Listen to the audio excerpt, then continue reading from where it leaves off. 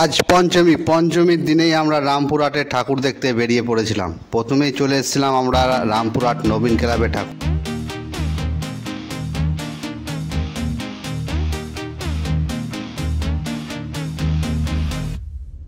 আজ আমরা চলে এসেছিলাম রামপুরহাট নবীন ক্লাবের প্রতিমা দর্শন করতে। মায়ানগরী বলে প্যান্ডেল, দেখতে তো আসতেই হবে রামপুরহাট নবীন ক্লাবে।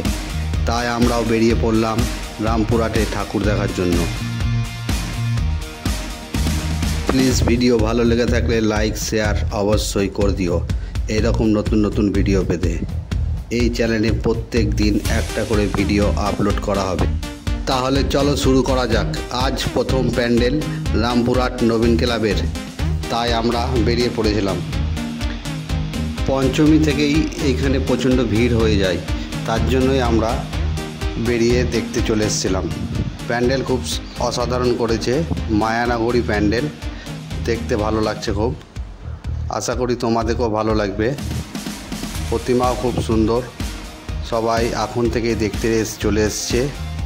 তাই তোমরাও পারলে রামপুরহাট তাড়াতাড়ি ঘুরে বেরিয়ে প্রতিমা দর্শন করে নিও। রামপুরহাটের যত প্যান্ডেল আছে সবই এবছর বিভিন্ন ধরনের প্যান্ডেল।